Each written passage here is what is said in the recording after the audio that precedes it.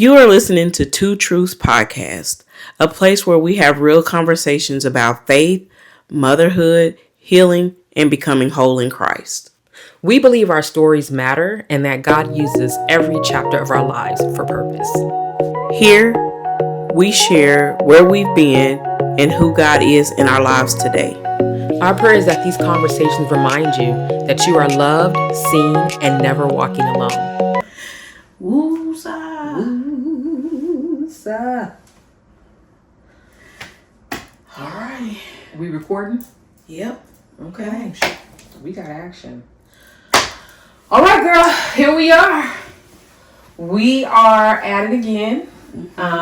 Welcome to Two Truths Podcast. My name is Stacy. My name is Amanda. And what is this, episode 3? Yes, ma'am. All right, we are back at it. And I'm wearing my pink today, man, because we just had Love Day. So, Love is Amanda. So I wanted to ask you, because I was reading something about Valentine and all that good stuff, and how different people choose to celebrate Love Day, as I like to call it. So you and Quinn have been married for 15 years, 14, 15 years. Yep. So how has Valentine's Day evolved over the years? Like, is it important to you guys? Is it not important? Is it like somewhere in the middle for you guys? Or what does that look like for y'all? It's just another day for us. Yeah. You know, when we first got together, it was just like, oh my God, I was waiting like, okay, what he do this year? But now it's just another day for us. And I think it's, like we've learned what real love is. So we experience it every day. Yeah. That's what I feel. I was trying to think about it, like where I feel about it. I love love. Mm-hmm. I'm very whimsical in that way. I love love. And I think where I'm landing on it is that I don't think I'm going to be a person that necessarily needs all the pomp and circumstance, because I'm not like that now. Yeah. I don't need you to buy me the flowers and the chocolates and stuff, because on any given day I'll have some chocolates. on any given Tuesday, on any random Tuesday, I'll have some chocolates. But I think where I'm landing with it is that I like the idea that there is a day that celebrates love. Yeah. Like, again, I know that in a relationship, love is going to always be celebrated, right? Mm-hmm. Especially in our covenant relationships with our spouses. That's a given. Yeah. We're going to always celebrate love. But I like the idea, just like I like the idea of Christmas. And I know people have different thought processes around Christmas. Yeah. It's become commercial, whatever. But I think what I like is the idea that there is a day set aside specifically for us to memorialize or to remember the birth of Christ, the birth of our Savior. So I kind of land the same way with Valentine's Day, is that I love the idea that we are focusing in and honing in on a day where we're just celebrating love. Again, that doesn't mean that you got to go and book the most expensive restaurant or anything like that. But I just like the idea that we are acknowledging a day of love. So I don't know, I was thinking about that. That's where I was landing with it, though. But anyways, here we go, right? Yeah. Well, like I said, this is episode 3 of Two Truths Podcast. Thank you for coming back and being on the journey with us. The last time we met, this is our first season of the Two Truths Podcast, and so we're focusing this season on healing. Yeah. To talk about healing and being unhealed and just all the different things that have come along with that. And so I think the first episode we just really talked about red flags versus familiarity, and what chaos versus, a connection, and all the things. We shared a little bit about our journey to healing. We shared a little bit about what the catalyst moment was, what led us into a space of, being ready to be healed and all the things. And so we're going to continue on that journey, like I said, for this season, and just talking about healing and sharing our stories and just walking through it. So I think what are we unpacking today? We're going to talk about relationships and changing when you have gone through a healed space and you have to change your relationships and what that looks like while you're going through that healing journey, right? Because as you change, naturally, naturally the people around you, particularly if you're wanting to be very intentional about staying in that space of healing, because a lot of times, not always, but a lot of times the relationships that we entertain are some of the relationships that keep us in that unhealed space, right? So so we're going to talk about that today. We're going to talk about relationships and what, how we can move away from those unhealthy relationships while also maintaining our own self-autonomy and all the things that looks like. I don't think it's talked about enough. I don't think, I think there's something about like when you're healing and when you're going through things, there's certain things. And a lot of times society tells us like, oh, you don't need permission to do whatever it is you may do. It does say that to us. But I think when you have been living from a state of trauma, it's not so much as you need permission for the sake of needing permission. But I think it's a way that your subconscious just needs to know that it's okay. Right. To be able to, you've grown. You've evolved. And it's okay to step away from those things. It's okay for that to look different than what it has looked for you before. And I think, when we talk about that, when we're talking about moving away from those relationships, how do we leave those spaces without carrying resentment? I think first, I know in my case, I had to resolve that I wasn't angry at anyone. That's good. I wasn't, I didn't think I was better than or anything like that. It's just that I simply knew based on my personality type, I'm an empath. And in my unhealed state, I was a people pleaser. So I know for me that there were certain relationships I did have to move away from because it would allow me, it was more beneficial for me to stay in the unhealed state. And so those relationships would cater to the trauma side, not the side that I was trying to get to. So I had to resolve that I'm doing this for me. It's not that I'm angry. It's not that I think I'm better, but I just needed. You're not walking away under duress or anything like that. And so I was like, for me to stay on the journey, I have to be surrounded by relationships that are going to hold me accountable. That are going to not allow me to cheat myself. Not allow me to stay. Like I always like to say, like, I'm not going to let you live beneath the privilege of the believer. Exactly what it is. And also, too, I need relationships because there's going to be seasons where I just cannot see the end goal of who God is calling me to be. So I need people that can see that and that can say, they're not letting me live beneath the privilege because they know who I'm called to be. They know who you're called to be. And who they're called to walk with you in the season.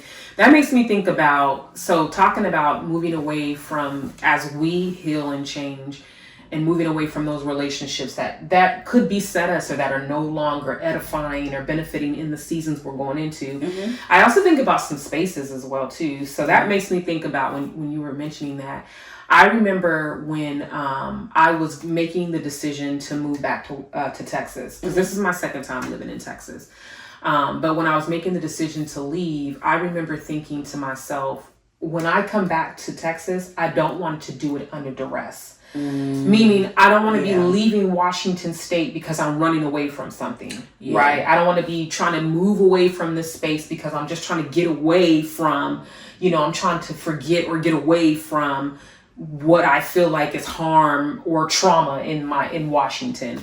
Instead, I wanted to be reconciled with it, right? And everything that meant, right? Because I had realized a long time ago that you could move from a place, but that harm it stays with you. Right? So if you have unresolved, or if you're not reconciled with a person or with a thing, person, place, or thing, then moving thousands of miles away is not going to resolve that. Absolutely. And in some instances, it can cause more conflict and more, whatever consternation because you're further away from it.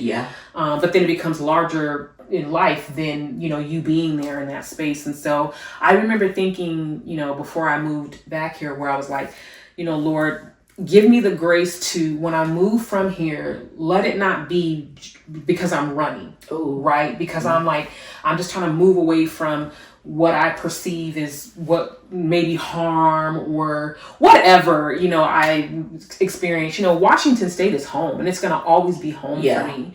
And so I had a moment with the Lord. I had a reckoning with that, where even before I left, I had been working on, just like I said, not having that feeling of I'm leaving under duress, if you will. Yeah. But I really had like a reckoning moment with God this past summer when I went home. Because I always say this. I always say Texas is the land of milk and honey. And I do believe that. Yeah. I believe that there is a lot of things that have happened here in my time in Texas that have been a blessing for me that I don't know that would have happened had I stayed in Washington State. Not saying it couldn't have, because God is a good father, but I'm just saying there were things that I believe the Lord had specifically for me here in this land. Yeah. But I would always say that. I would always just talk about how good it is here. I mean, I've always highlighted we have the best gas prices and all the things. Yeah. I make no qualms about that. Yeah. But when I went home this past summer, one of the things that the Lord really challenged me on was, he was like, my kids are everywhere. I don't love you more because you're in Texas. I don't love you more because you're in the Bible Belt. You know what I mean? Like, I love my kids. Yeah. And my kids are in Texas, and my kids are in Washington. And the same access that they have to me in Texas, they have to me in Washington State. And so the Lord was really just challenging my notion around that, so that I could center my prayers about Washington different. Because I think being in a state like Texas and coming from a state like Washington, there's a lot of differences. Yeah. We don't even have to talk about what they are, but there's a lot of differences. And I have come across people that in my time being here in Texas, where I tell them I'm from Washington State, and they're like, oh, girl. Like, oh, I'm sorry about that. Bless your heart. Bless your heart. And we all know what bless your heart means here in Texas, right? In the South in general. So they've been like, bless your heart. And at first I would participate with it. And I would be like, yeah, I got here as fast as I could. Like, I left as quickly as I could. I'm not saying Washington's not without its problems, but neither is Texas, right? Neither is any state. Any state, yeah. But then the Lord really challenged me around that notion, because in that thought process, it prevented me from praying specifically about the revival that I believe that God wants to happen in Washington State and all over for all of his kids. And so it really just challenged me on being more intentional to remember that God is good in Texas and he's good in Washington State. And so when you said that, when you made that mention, it made me think about leaving spaces in addition to relationships, but leaving spaces without resentment, right? And recognizing, and talk more about this, but recognizing that, when we do leave a relationship and we're moving away from it and we're being careful not to carry the resentment, that it's not a situation where we are detaching ourselves because we're saying we're better. We've arrived. Right.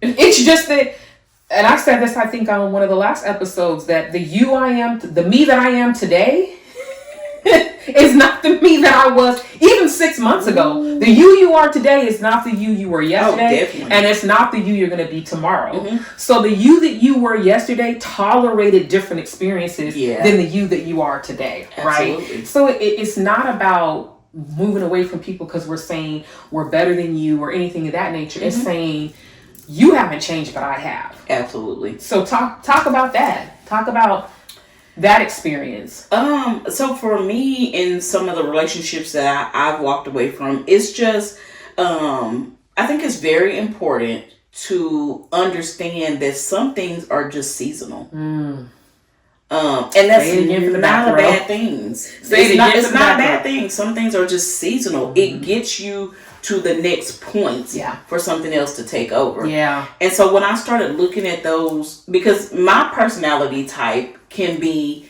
the type that I just focus on what I don't have. Not looking for my, before. Yeah. I'm really good about now, where I'm just like, okay, no, I'm not worried about what I can't have. But before I started working through the trauma and things like that, I was just typically on the borderline of being negative Nancy. Just kind of like, oh man, well, I can't do that. Well, I can't. But then the Lord really started dealing with me on what seasons look like. And God is like, I never told you that this was going to be, 5, 10, 15, 20 years. I never told you that. Speak about that too, Mandy. Parse that out more, because I think sometimes we do get into these spaces where we feel like it's going to be forever and forever, amen. And we're going to be tied and attached to the same people forever and ever, amen. And I think that gets us stuck in ruts when we... Oh, absolutely. Absolutely. Yeah. Because I'll take, for instance, last year I had a job. Yeah. And I just knew that was it. Yeah. I was like, this is everything that I've looked for. It was the position that I wanted. And so I get this job and I'm driving back and forth every day, and it was really working out for me. Yeah. And I truly believe that there were some things that I learned from that job. There were some things I learned about myself about that job. And one of the things that I really learned in that season was selfishness, but not in the way that I thought selfishness looked like. Right, not the way that the world defines it. Right. But in the sense that, like, my selfishness looked like if I had a hard day and you needed something from me, I would just be like, okay, what about me? Right. What about what I've been through today? Right. And you don't know what I've been through if I haven't told you. Right.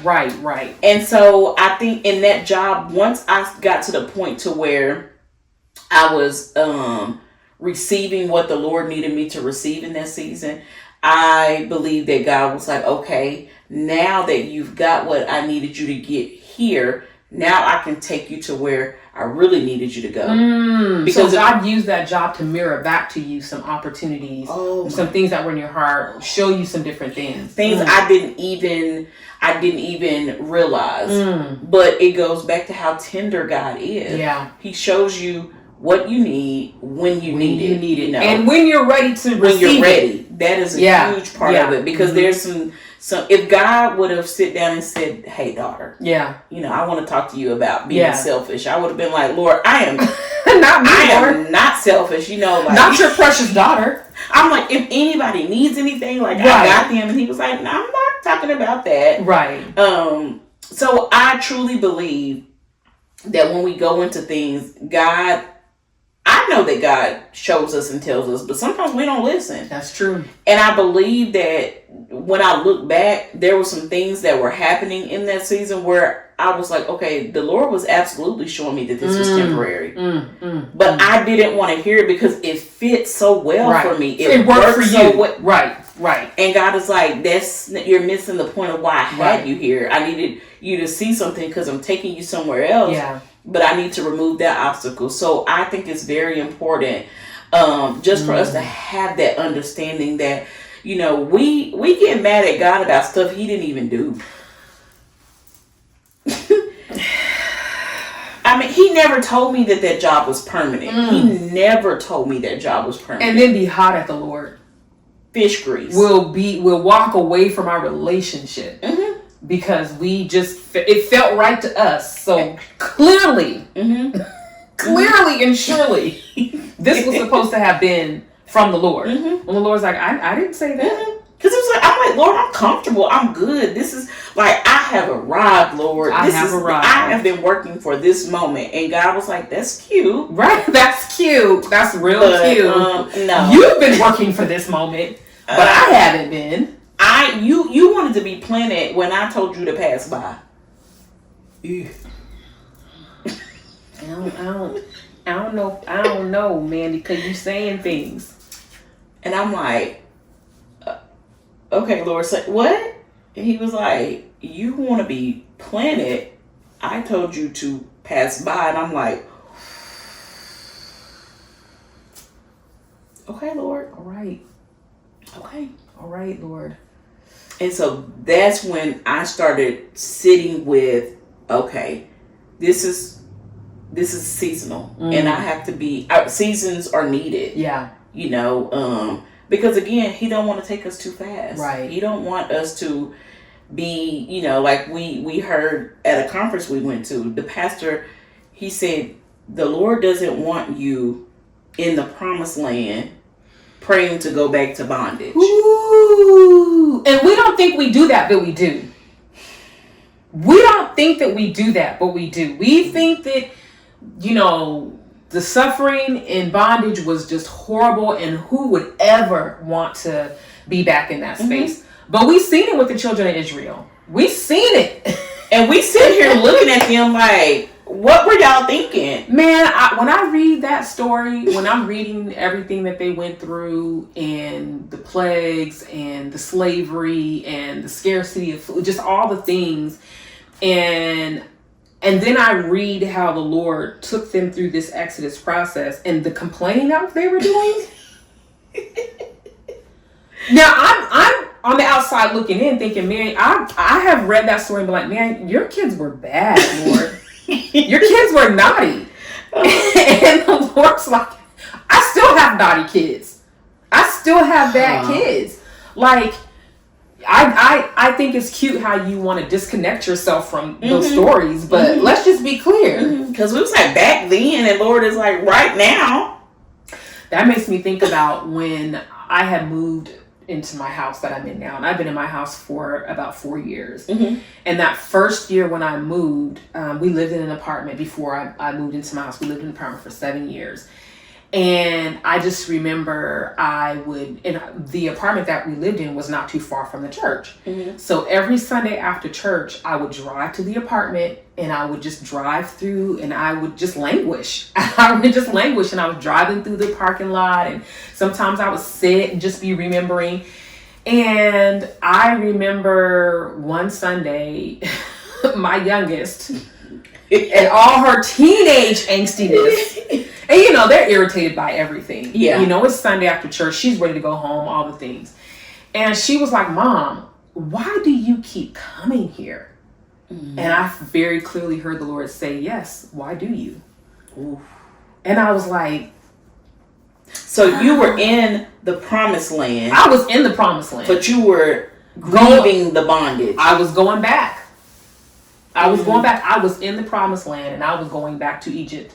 Just checking in. Hey, y'all still doing slavery over here? Y'all need some bread, right? Y'all need some extra day laborers. Y'all need somebody to. I was going back because there was a lot of things happening for me. One is I was adjusting to the change in bills, and that was making me feel real. I was like, Lord, I don't know if you called me to this. Ooh. I don't know if you called me to this. And even though I had tried to do a lot of work before I moved into my house, you can't know what you don't know until you know it. Yeah. Right. And so when I lived in my apartment, I had my bills down to a T. Right. I was good. And then you get into a house and you become a homeowner, and all of a sudden you have all these different things that you didn't have to contend with in an apartment.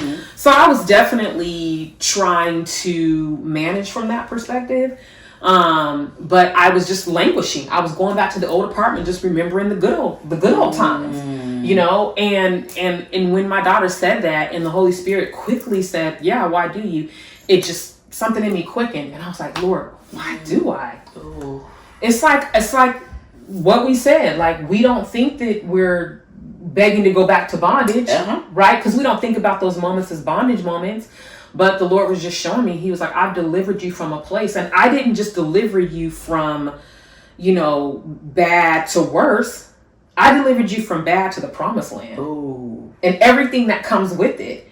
And here you still going back to bad. So that was when we talk about that and moving away from spaces without carrying resentment. I think that's definitely when we're talking about being in our process of healing and being on that journey. That is also a space that we have to make to sit down and make sure that we're leaving that place clear, right? Because like you said, if we don't, then we're gonna circle the block. We're gonna spin the block. Yeah, we're gonna try to come back if we're not getting clear on.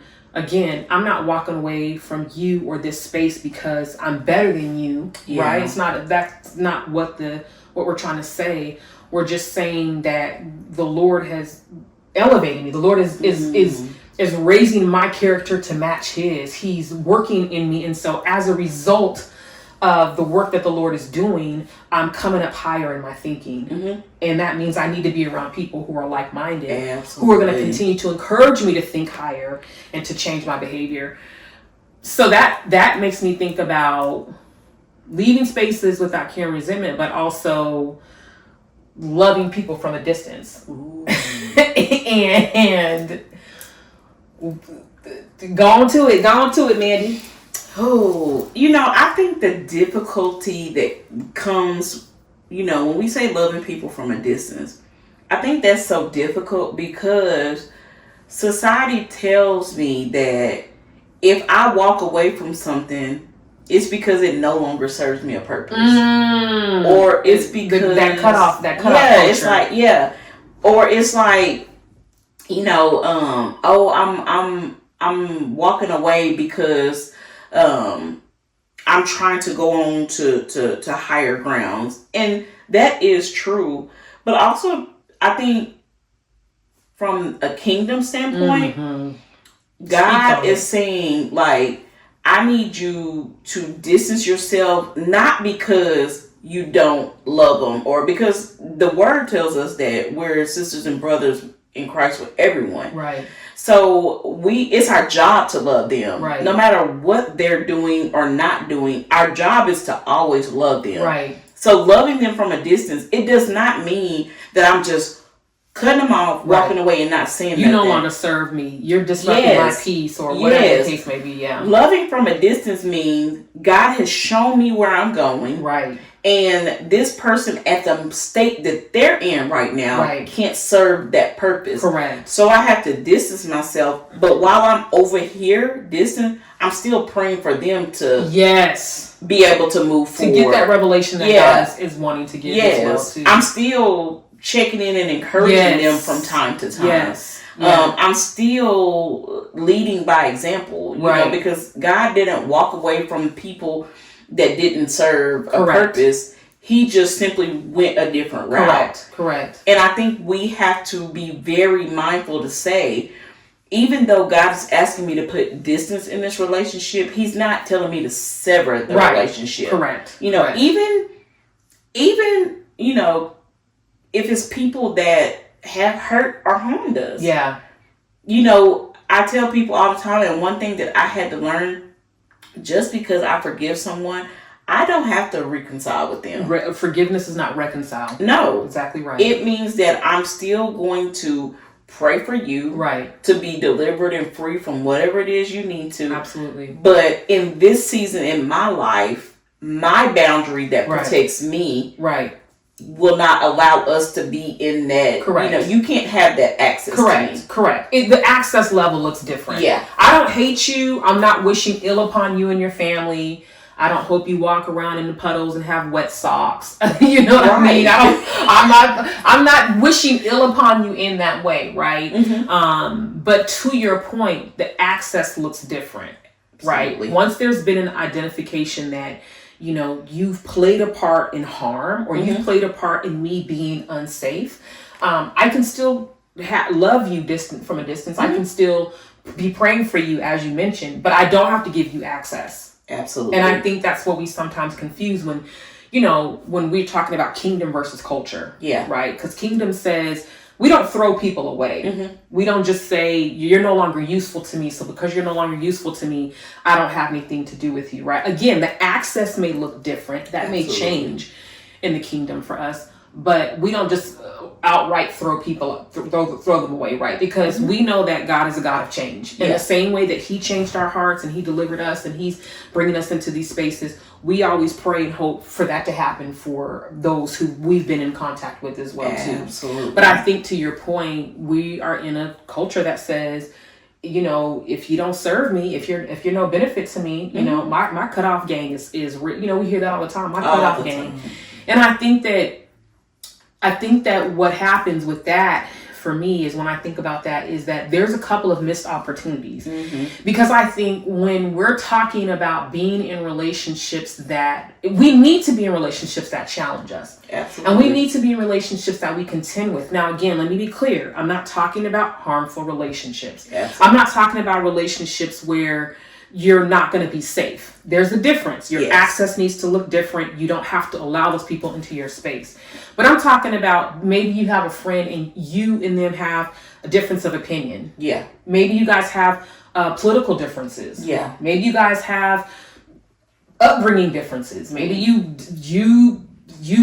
fold your towels the long way, they fold them the short way. Like, those are not things I feel like that we stop contending with people for. Yeah. Right? Because I believe that there is a grace in being in those types of relationships that the Lord uses to show us areas in our life that, even though I may not agree with you politically, and again, I'm not talking about somebody who's being belligerent, right? Yeah. Because we don't allow space for that in our relationships. Absolutely. But I'm saying maybe they just feel differently about a thing, but they're not being harmful. They're not, causing chaos or anything like that, but they just feel differently about a thing.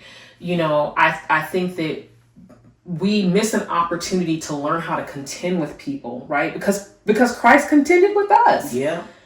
He didn't cut us off, Yeah.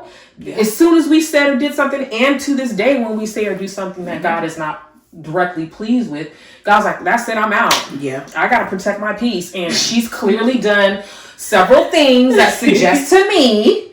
Absolutely. So, God in all his goodness and his graciousness and his wisdom, I think he teaches us how to contend with people in those spaces to say, now, I'm not going to have no conversations with you about politics because I already know that we're not in agreement with that. Absolutely. But that's not the only thing I'm centering around, right? Mm-hmm. Like, if there's got to be a couple of truths that bring us together in a relationship, and identifying that I have a friendship now that, we grew up together and we were very close and good friends growing up. And it just got to a point in the relationship where I recognized that they can and could always need me, but the same was not true for me needing them.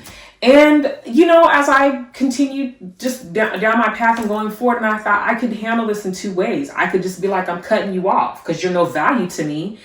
Or I could just let the access change and look different. Oh, yeah. Right? And so I chose the latter. I was like, I don't have to cut them off because I'm praying that, it'll look different in the relationship at some point. But even if it never does, I don't lose anything by praying for them. Absolutely. I don't lose anything by, still contending before God with them. I don't lose anything by doing that. Absolutely. So, access looks different. Yes. Mm-hmm. I've had some revelations about the relationship. I also removed some expectations because that was on me. Yeah.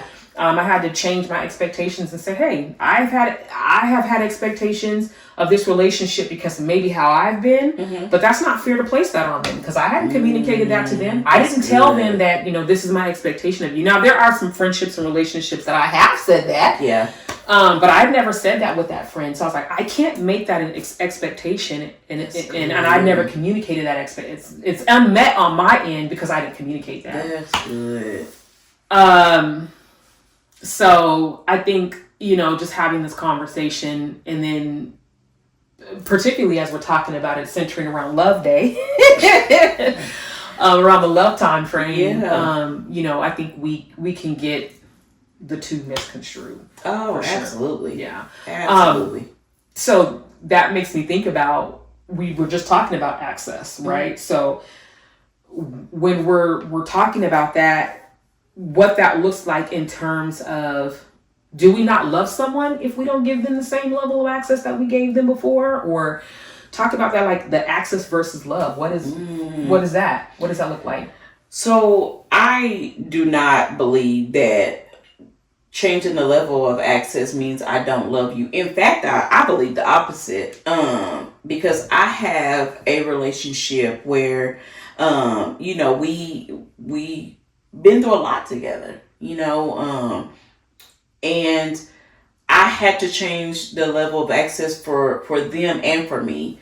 And I know sometimes when you're having those conversations and you say, I need to change the access for you, and some people don't understand that. But it brings me back to what you always say about living beneath the privilege of a believer. Right. I feel like if we are allowing access in relationships, excuse me, where that person looks to us as the savior, and they can't see the vertical alignment, they can't see Christ because all they see is us coming in to fix or whatever the case may be. That warrants for us, we have to change that access, because our goal should always be to point people back to Christ. To true north. Yeah. We're not saviors. Correct. We can't be saviors. Correct.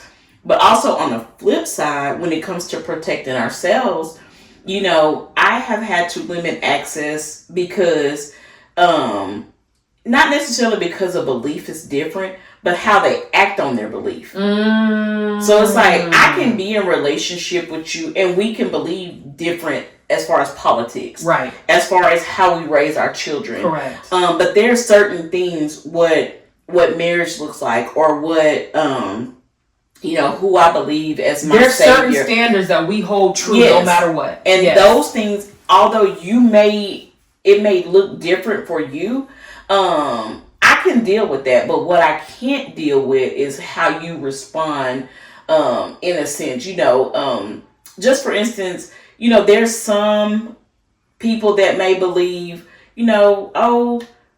I can date at a certain age, and that may not be my belief, Right.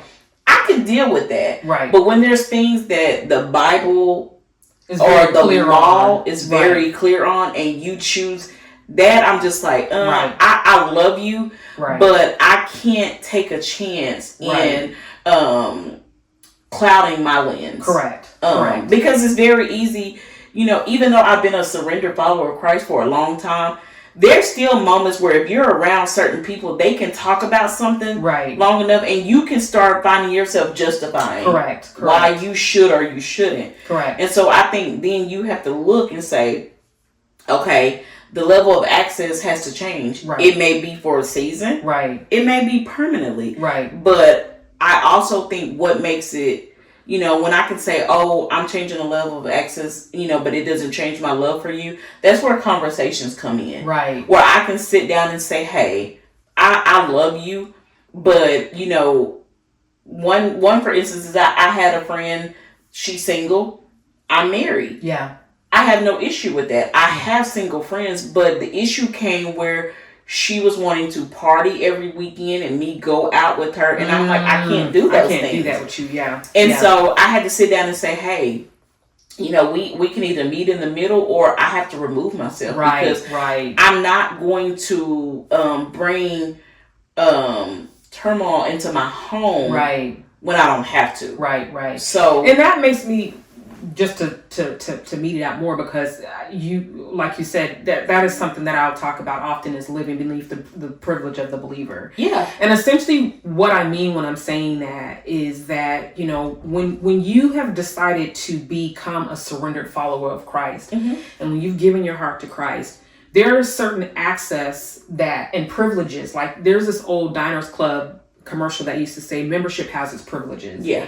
And there's certain privileges that come with being a member, a kingdom citizen, right? And so when we don't act in accordance to those privileges, we live beneath that. Yeah. We live beneath what God says we have access to, right? So if the Lord has brought us out of these spaces where he's showed us, he's putting his image into us, and he's putting his DNA into us.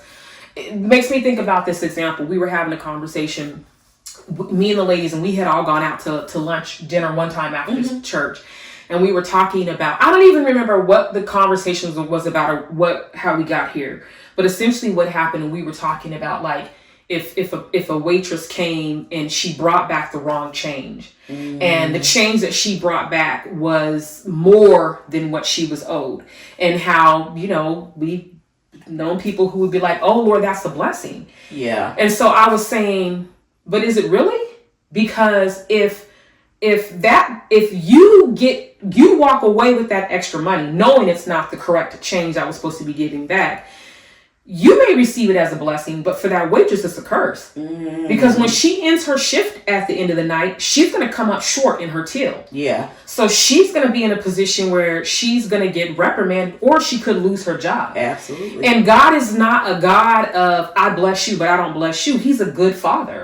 And so he's a good and just father. So he's not going to bless you and curse her. You know what I mean? And so if there is that juxtaposition that happens between, oh, well, that's a blessing. So no, it's not a blessing, because you knew as a believer, you have enough wherewithal to know that they gave you the wrong change back. So you know that you received the incorrect amount. So you need to say, oh, I'm so sorry, I think you gave me an extra $10 or what have you, right? Because again, when you live as a kingdom citizen, you have access to God in all of his fullness. Yeah. We don't have to have poverty mindsets. We don't have to live and act in lack and thinking an extra $10 is a blessing for us when it's a curse for them. When God's like, that $10 is nothing. Yeah, absolutely. You're gonna cheat her. You're gonna rob her when you have full access to me as a believer.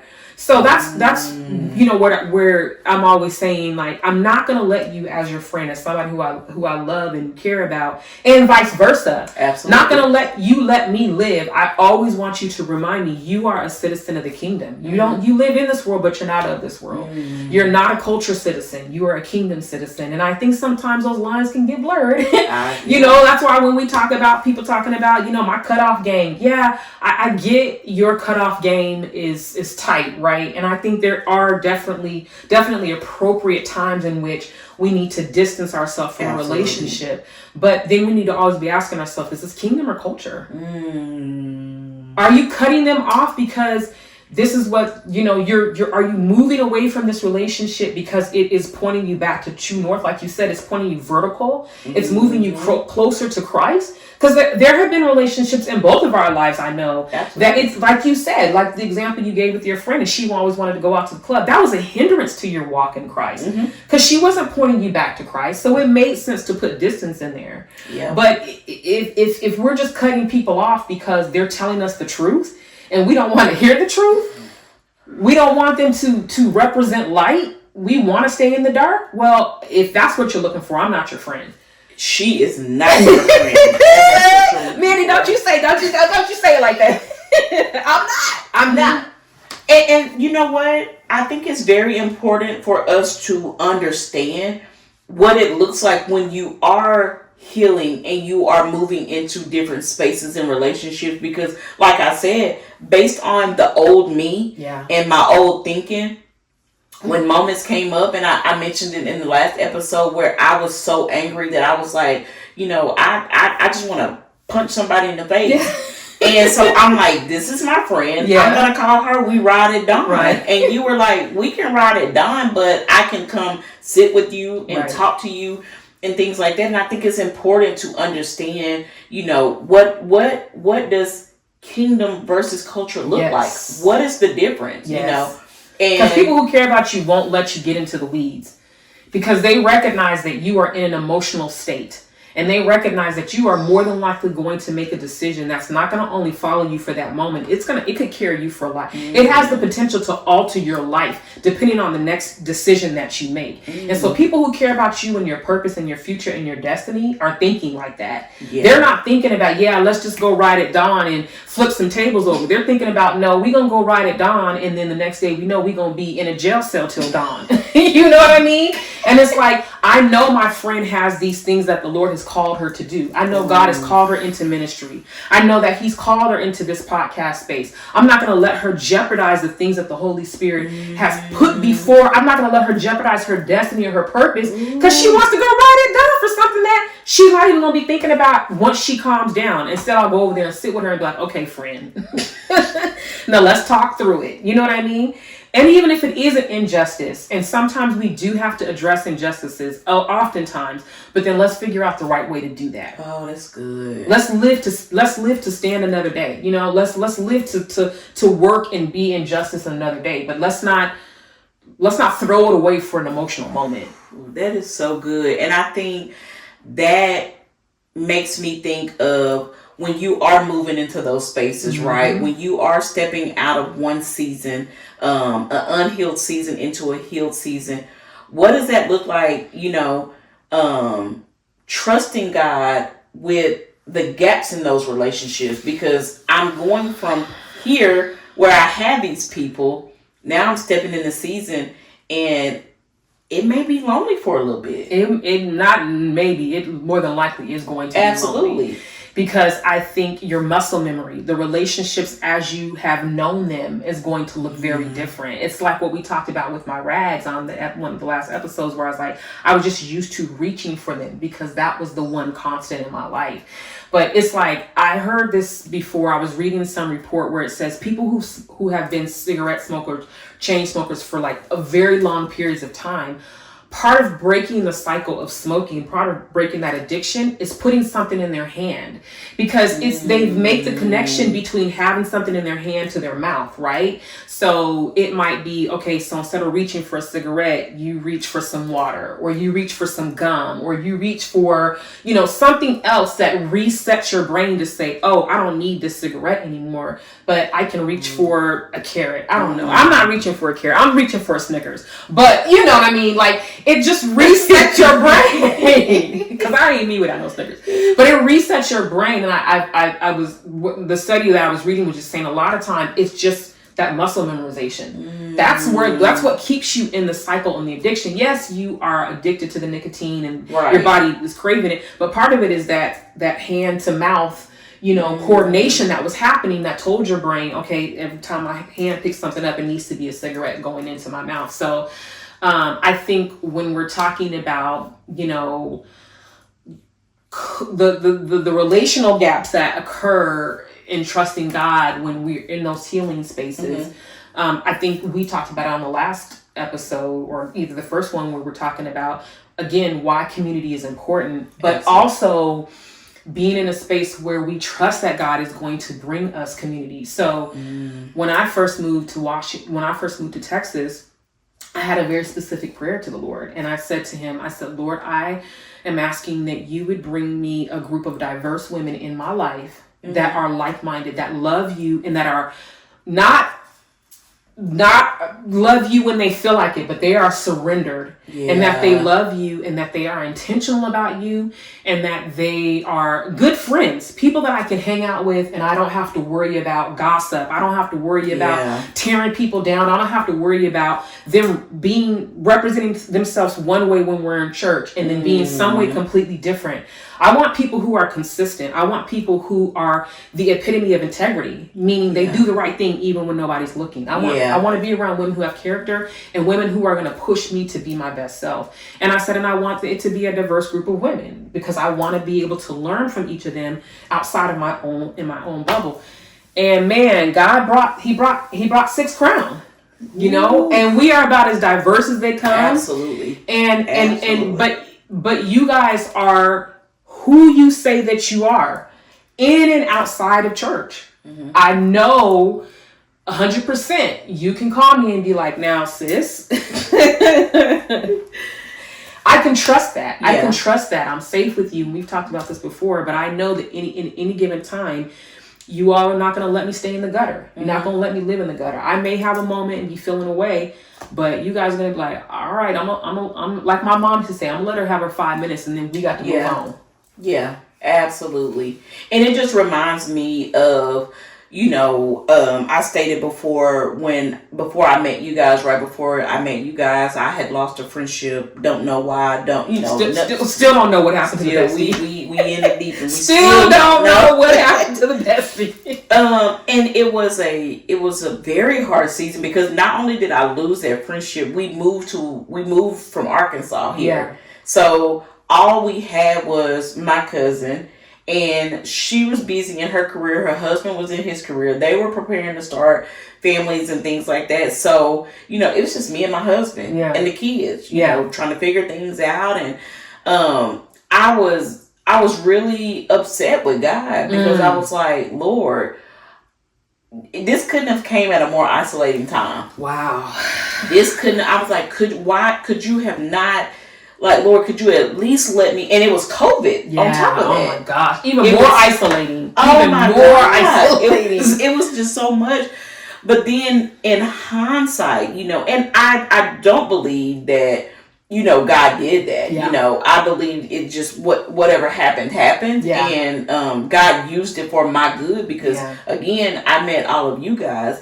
And now I'm surrounded by people that, if I'm too quiet, somebody's calling or messaging and it's like, hey, you know what I'm saying? I did that the other day. Yeah. I was like, I gotta put an APB out because I ain't heard from my girl and this ain't. I even said that to my son. Yeah. And I said, Jeremiah, we talk several times a day. He's like, yeah, y'all do. Yeah. And our kids know those habits. Our kids that. know, like, okay, Mama, I haven't seen Stacy or Anjali or Mari in a few, and so when I think about that and I'm like, I had to trust God in a season that was very hard. Yeah. And I just kind of allowed the enemy to lie to me and just be like, I'm just not friend material. Girl. Because I'm like, and I've said to you guys, like, I'm the only one out of our group that isn't connected to childhood friends. And so that was something that the enemy really used to try to further isolate me. But then God sent people who won't let me isolate. It's like you guys give me the space. Yeah. And then you're like, okay, you got 24 hours. Because if I don't hear from you in 24, I'm coming to bang down your door. Like, exactly. No, like seriously, like literally. Exactly. Yeah. So that's what it looks like, trusting God in that gap in relationships. Because if God allows it, or if God causes it, it's because he's lining up something. Good. And he surrounded me with people that now I sit here in this space and I can say, you know what? I feel like God is calling me to start a podcast, and you guys are like, okay, tell me what do you need me to do? What do you need me to do? How do you need me to be praying about it? Absolutely. Right? How can I support you? Yeah. Absolutely. And so can you speak on it because you are still connected to childhood friends and friends that you've made along the way. When you were shifting and you were moving into different seasons, what did that relational gap look like for you? Yeah, so I think I mentioned them on one of the pods as well too. I have friends that I have been friends with pretty much all my life for the most part, as long as I can remember. And I did go through a shift, if you will, in seasons for me in my relationships where I had to set different standards in place because I had been used to communicating in this friendship, in this relationship in a way that just wasn't edifying to Christ. And so it's like I did have to put some space and some distance in between that to reset, and so I could reemerge in the image in which God was calling for it to be. But in that space, I actually had to have a conversation with one of my friendships and say, hey, I'm just wanted to tell you, I first of all apologize because I have participated in conversations that, I should not have, I have been a part of gossip. I've been a part of slander. I've been a part of being in things that, it's just not pleasing to God. And as the Holy Spirit really started to deal with me, I said, honestly, but I just want to, first of all, apologize to being a part of that dumping and doing that, because that's just not what God calls for us as image bearers, as his daughters, and as image bearers in general. God is not calling for us to be in that way, to be in that space. But I also drew a hard line in the sand and said, I'm just letting you know going forward, I won't engage in that type of behavior anymore. So whenever we come together and we're connecting and we're having these conversations, I just want to make it very clear with you that I'm not going to tolerate us gossiping or slander or anything of that nature. I'm not gonna be willing to allow that to happen, because I'm not going to lead you into sin, and I'm not going to be led into sin. Right? Not going to do that. So I had to put some hard lines in the sand. And, rightfully so, sometimes it can cause some distance, because sometimes some relationships that we have that are formed in the gutter. That's the best way I can explain it. Sometimes you form around a common bond or a common experience, and then when you don't have that anymore, sometimes it can crumble, because it's like that was the only thing keeping us together, is that we like to kind of we like to ride at dawn. And now that I'm not riding at dawn anymore, that person's like, I don't really see. Ain't no use for it. I don't even see what we really even still doing here anymore. But thankfully and graciously in this relationship, the friend was very receptive to that. They weren't like, well, you think you better than me. No, they weren't doing any of that. They were very receptive. And now we move forward, and I'm not having those same type of experiences. We have once again been talking about a subject that we could definitely be on for. Absolutely. You give us a whole another 24 hours and we could be parsing this out. But Mandy, as we get ready to kind of just wrap up and end, what would you leave our viewers with as it relates to kind of summing up what we've talked about today, and just things that they can do practically to start as they're in their journey right now, that they can start to incorporate in their day-to-day life for relationships or any of the such? Yeah. So my first thing would be is to take inventory. Take self-inventory. Good. Sit with yourself, because if God is asking you to release some things, He's already nudging you about it. He's already dropping it in your spirit. You're already feeling that conviction around it. So just sit with yourself gracefully and say, okay, these are things that, I have thought was okay, and I'm kind of feeling a type of way about it. Sit with that and really explore, is this kingdom or is this culture? Like you said, am I looking to get away from this because I want to elevate, or am I running from something? So I would say just really spending time in self-inventory, really inventorying why you do things. Yeah. Questioning why you do self-auditing. Yes, that's the word. Yes, a self-audit. And then once you come up with those things, make you a list. Yeah. And then give it to God and say, Lord, these are the things that I've taken up on myself to try to do or fix or whatever the case may be. But I'm laying it at your feet, because I want you to do with this what I can't do. Yeah. Because we can't. Yeah. We can desire to change, but ultimately we can't do it on our own. Right. So just being mindful to do that self-audit. Allow God to show you, because He's not doing it to show you your flaws. Yeah. He's doing it because He wants to remove a barrier or a layer that could be in between you and Him. Yeah. So visiting with that, sitting with that, once you are able to identify that, and just having grace with yourself. Yes. To know that God is doing this because He wants to take me to a different level. That's good. Yeah, that's good. That's really good. And I couldn't agree with you more. It's just really giving God permission to come in and to do the work. Let Him do the soul work.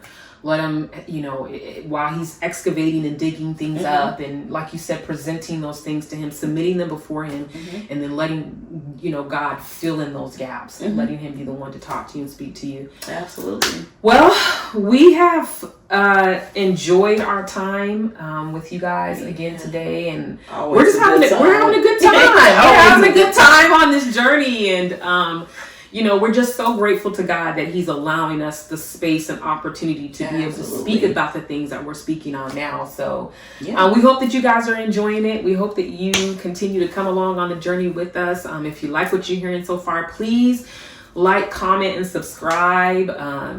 Share in the comments anything that stood out to you about the conversation that we had, or if there's anything that the Lord really just kind of nudged your heart on, or anything that He's encouraging you on. We would love to hear that from you. Absolutely. So thank you for coming along with us today on the Two Truths podcast. Yes, we love y'all, and if there's anything we can be praying for, drop it in the comments. We would love to partner with you. Absolutely. And walk this journey alongside you.